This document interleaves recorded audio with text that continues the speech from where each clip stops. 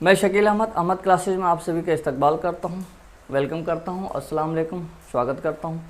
दोस्तों, आज modern history में भारत में शिक्षा का विकास कैसे हुआ उसको देखेंगे। इसको हमने 3 चरण में बांटा है। कंपनी के अधीन शिक्षा का विस्तार कैसे हुआ उसको एक अलग वीडियो में, आज के वीडियो में देखेंगे। ब्रिटिश क्राउन के अंतर्गत यानी कि 1858 जो ब्रिटिश शासन अधिनियम जो आता है उसके बाद, उससे लेकर के 1947 तक जो ब्रिटिश क्राउन के अंतर्गत जो शिक्षा का विस्तार हुआ उसको अलग वीडियो में देखेंगे। स्वतंत्रता के बाद यानी कि 1947 के बाद जो शिक्षा का विस्तार क्या हुआ उसको एक अलग, कौन कौन से आयोग गठित हुआ उसको अलग वीडियो में देखेंगे। चलिए, तो आज केवल बात करते हैं कंपनी के अधीन शिक्षा का विस्तार। देखिए, कंपनी के अधीन जो शिक्षा का विस्तार हुआ, कहीं न कहीं ब्रिटिश जो कंपनी है उसको प्रशासन को चलाने के लिए, उसको प्रशासनिक सेवा देने के लिए वो शिक्षा का विस्तार करते हैं, ज़रूरत होती है। क्योंकि अलग अलग विभाग में अलग अलग भारतीय साहित्य को लेकर के, अरबी हो, फारसी हो, हिंदी हो या उर्दू हो या और भी जो लोग हैं, तो अलग अलग जो है वो विभागों में एक अलग अलग ज्ञाता की ज़रूरत थी। तो इन्होंने एक अलग शिक्षा का विस्तार यहीं से शुरू होता है, जो उद्देश्य यही होता है कि जो ब्रिटिश जो कंपनी है उसके काम आ सके।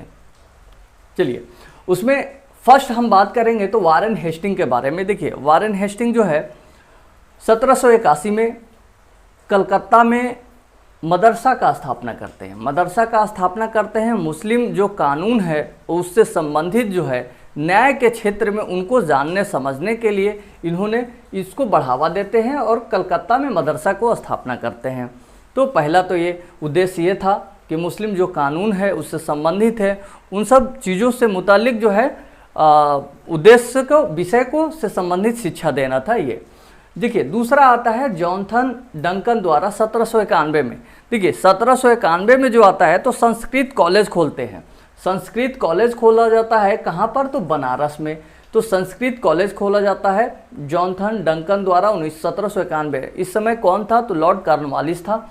आप इसको रिलेट कर सकते हैं। देखिए, आपके है कोई अगर इस 1791 में क्या क्या घटनाएं हुई वो भी आप इससे आप रिकॉल कर सकते हैं कि 1791 में और क्या हुआ। टीपू सुल्तान का भी युद्ध इस समय चल रहा था ब्रिटिश से। तो ये आपके ऊपर डिपेंड करता है कि कहाँ कहाँ से आप लिंक करते हैं। चूँकि लिंक करेंगे एक दूसरे से तो आपको माइंड में भी, जहन में आता जाएगा। चलिए आगे देखते हैं कि लॉर्ड वेलेस्ली द्वारा 1800 में। देखिए, लॉर्ड वेलेस्ली जो आपको हम लोग को ने देखा कि लॉर्ड वेलेस्ली जो है 1700 लगभग 99 में भी रहता है। ये 1799 में देखते हैं कि मैसूर के साथ युद्ध भी करता है और लास्ट युद्ध होता है। तो लॉर्ड वेलेस्ली ने भी एक काम किया था, वो क्या किया था उसको भी देखते हैं। देखिए, लॉर्ड वेलेस्ली जो 1800 में फोर्ट विलियम कॉलेज की स्थापना किया। फोर्ट विलियम कॉलेज,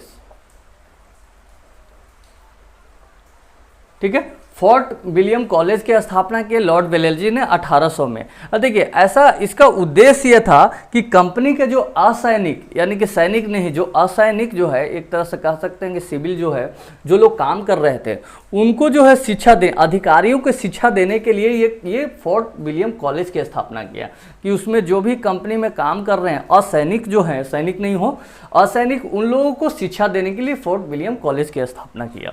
चलिए, यहाँ तक हम देखते हैं कि सिर्फ वन लाइनर है, कुछ नहीं याद रखना है। वारेन हेस्टिंग कलकत्ता में मदरसा 1781 में, जॉनथन डंकन द्वारा 1791 में, संस्कृत कॉलेज बनारस में, लॉर्ड वेलेस्ली द्वारा 1800 में फोर्ट विलियम कॉलेज की स्थापना। बस इतना ही।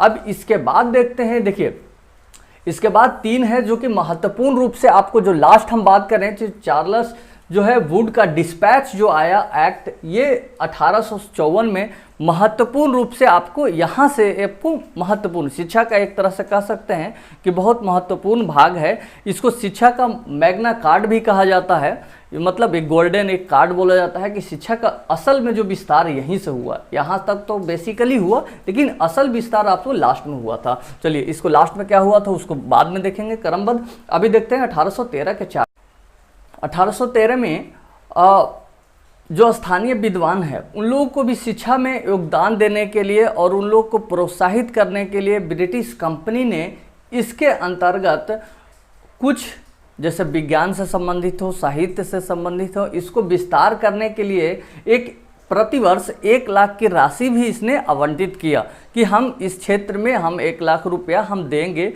इसको विस्तार करने के लिए, प्रतिवर्ष देना है। हालांकि ये बाद में कुछ सालों तक नहीं दिया गया, बाद में इसको दिया गया था।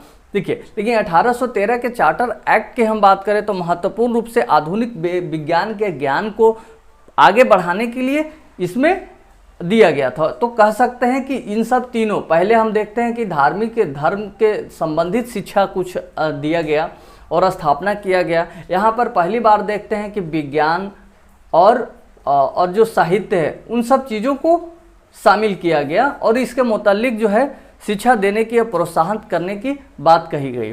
देखिए, इसके बारे में 1813 के चार्टर एक्ट के बारे में सिर्फ यही चीज़ समझिएगा कि विज्ञान और साहित्य को प्रोत्साहित करने के लिए और देश में आधुनिक शिक्षा को थोड़ा सा आगे बढ़ाने के लिए ये लाया गया था और इसमें कंपनी ने 1 लाख रुपया प्रोत्साहन राशि भी देने की घोषणा की थी।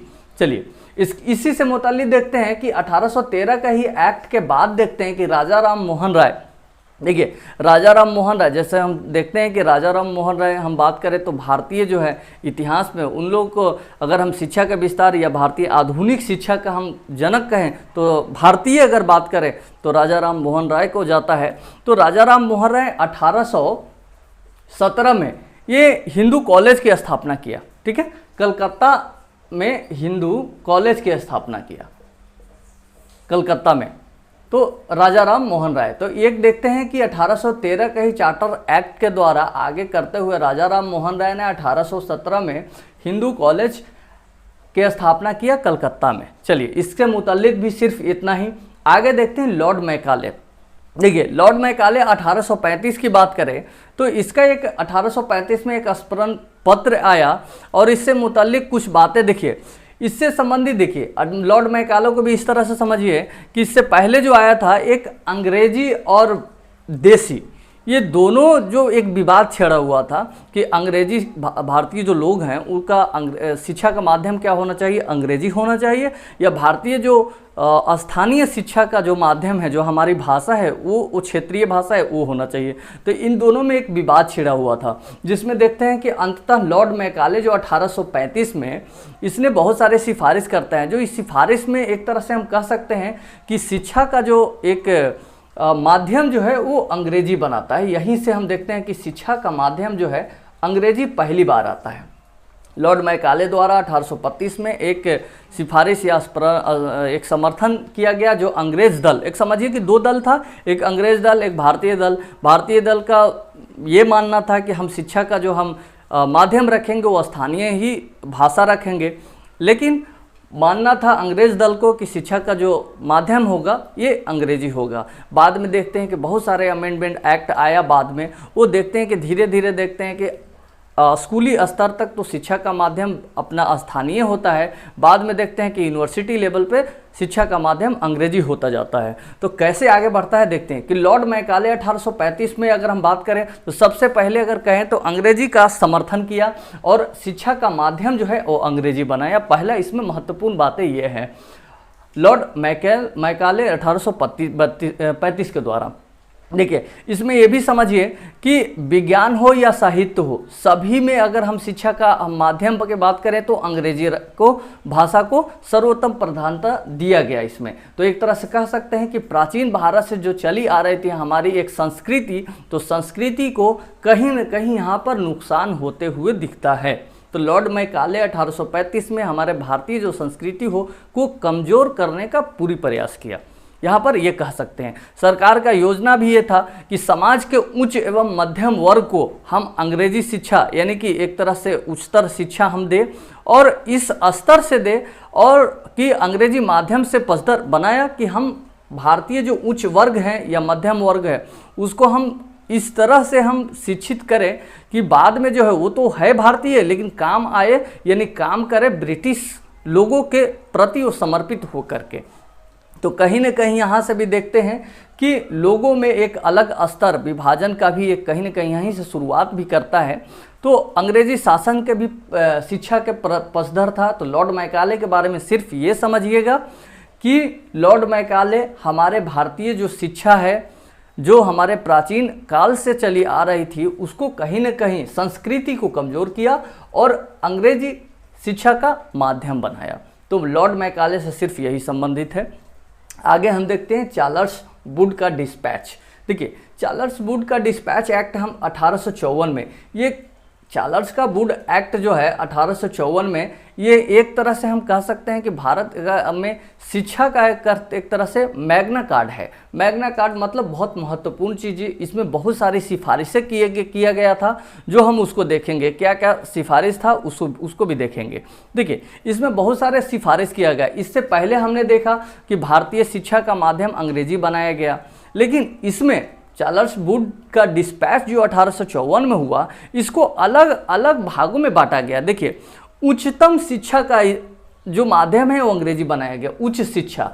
इसमें क्या किया गया कि उच्च शिक्षा के लिए, अगर आज देखते हैं कि हायर एजुकेशन क्या होता है, 10+2 के बाद जो है वो हायर एजुकेशन के लिए जाते हैं लोग, तो उच्च शिक्षा का अगर बात करें, उच्च शिक्षा का माध्यम क्या होगा, अंग्रेजी होगा।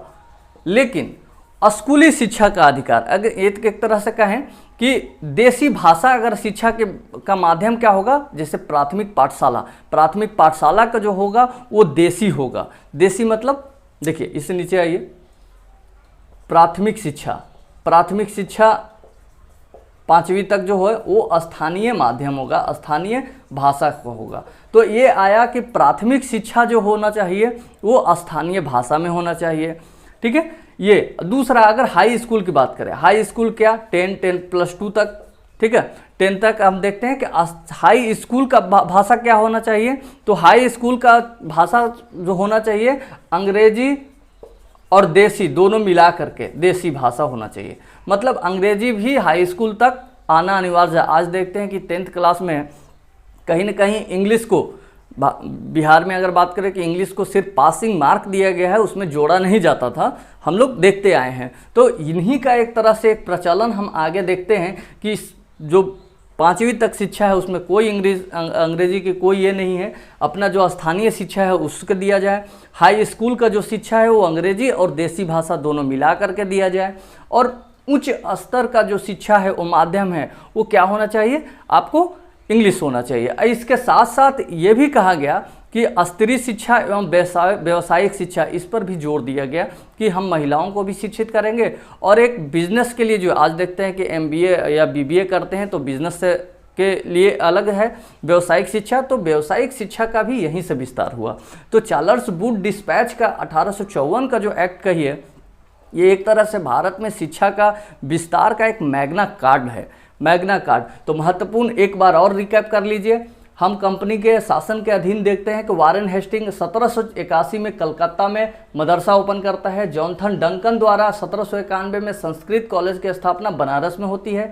तीसरा, लॉर्ड बेलेल्जी 1800 में अपने ही जो असैनिक जो कर्मचारी हैं उनको शिक्षा देने के लिए फोर्ट विलियम कॉलेज की स्थापना होती है। 1813 के चार्टर एक्ट द्वारा ये सामने आता है कि हम जो 1813 का जो चार्टर एक्ट है तो स्थानीय विद्वानों को शिक्षा के लिए प्रेरित करने के लिए, उसके साथ साथ विज्ञान और एक आप साहित्य दोनों को आगे बढ़ाने के लिए, यानी विज्ञान और साहित्य 1813 में दिखता है फर्स्ट ऑफ ऑल।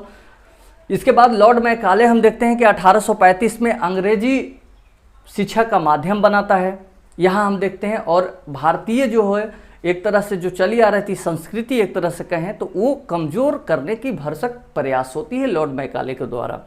नेक्स्ट जो आती है चार्ल्स वुड का डिस्पैच 1854। इसमें हम देखते हैं कि महत्वपूर्ण रूप से शिक्षा का सिफारिश किया जाता है 3 भाषा का ही, जिसमें देखते हैं प्राथमिक का है। प्राथमिक की बात करें तो स्थानीय भाषा में होना चाहिए प्राथमिक शिक्षा, यानी कि प्राइमरी एजुकेशन। दूसरा अगर बात करें आपको स्कूल लेवल का जो होता है, आपको स्कूली शिक्षा जो है हाई स्कूल का, वो अंग्रेजी और देसी भाषा दोनों मिला करके होना चाहिए। ये स्कूल स्तर का हम बात करें तो देखिए स्कूल स्तर का भी देखिए, स्कूल स्तर का ये समझिए कि अंग्रेजी नहीं के बराबर समझिए कि सिर्फ देसी ही भाषा पर भी बल दिया गया कि जो स्कूल स्तर का होगा उसमें देसी ही भाषा होगा, उसमें ये नहीं होगा ठीक है, अंग्रेजी नहीं होगा, अंग्रेजी सिर्फ नाम मात्र का समझिए। तो स्कूल स्तर पर भी देसी भाषा का इस्तेमाल होगा, जैसे कि प्राथमिक शिक्षा में हुआ स्थानीय भाषा का। ठीक है, चलिए स्थानीय भाषा यहाँ देसी भाषा जो देश का भाषा है। तीसरा हम देखते हैं कि उच्च शिक्षा का माध्यम। उच्च शिक्षा का माध्यम जो है वो अंग्रेजी को रखा जाता है। तो यहीं से हम देखते हैं कि पाश्चात्य शिक्षा का कहीं ना कहीं एक तरह से विस्तार होता है और प्रसार होता है, आगे बढ़ता है, जिसमें हम देखते हैं कि भारतीय जो इंटेलेक्चुअल व्यक्ति जो है, जो बुद्धिजीवी वर्ग है, उसके साथ साथ जो ईसाई मशीनरीज हैं, वो लोग भी शिक्षा को, पाश्चात्य शिक्षा को आगे ले जाने के लिए वकालत करते हैं। दोनों का अपने अपने एक उद्देश्य है, वो बाद में देखेंगे ब्रिटिश क्राउन के अंदर। Thank you.